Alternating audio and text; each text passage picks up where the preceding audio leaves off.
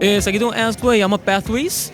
Expo tá trabalhando especificamente para gente que bem explorar, wak ng mesmo ponto de vista deng mi trabalho ng di arte. Nós vamos mira variação de trabalho ng comita haciendo de ano 2017 para 2023. So ita trabalho ng base recente comita base ko nang anto tour ta hobby colorido, tigi psicodélico, eta diz pa bo hinga bo mês yung introspecção ando wak algo diferente de cada trabalho comita haciendo. Trata de emoção que pode transmitir na morte. Emoção não comita transmitida para gente tá habri, para gente bem com open mind ando wak algo diferente ando nang mes saka ng opinião over di mi trabalho ng di arte. We ting ongeveer se minha terra se último uma conta tem 31 trabalho de arte, de obra de arte. Pathway tá diz trabajador de trabalho comita trabajando hopi haya, base de yerba, color, natureza, ando sei de trabalho comita haciendo hopi haya.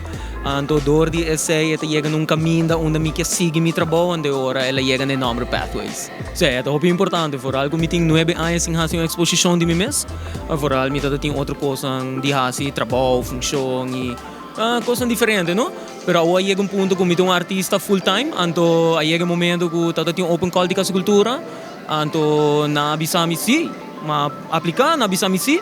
Llega, ando ora nós decidi se vamos pensar aqui ando nós faz a exposição ginana. Hobby interativo, ando essa é bedoeling de expo, no? Para gente bem approach me, bisami, ei, você amawa que sabe de meu trabalho, né? Me tá com conversação com o senhor que te prometemos conhecer ele, ando bisami e não pora saca sumes de essay, não pora pôr sumes em sapato, ela bisami que é toca wak mane ami. So tata puntra mi hobby mane kiko ami mesta pensa de mi trabalho, ando me também me tá por explicar que não é minha intenção com mi trabalho mas bien pa abo busca bo mesmo caminho ando nami bo opinião so sua opinião também tá válido outra gente tá bisami só me tá aqui como me tá aqui wow me tá aqui algo dus eta hope nice pa wak é diferente feedback me tá hai e coloco tá suprayado de morte verde é minsa é color favorito e Aruba tem algo verde bom atualmente não sou jovem pero verde coloco no sua hobby ronda então sai coloco do inspirar mi hobby mas expo mas workshop no maneira de arte também dus me tá dando hobby workshop tocando de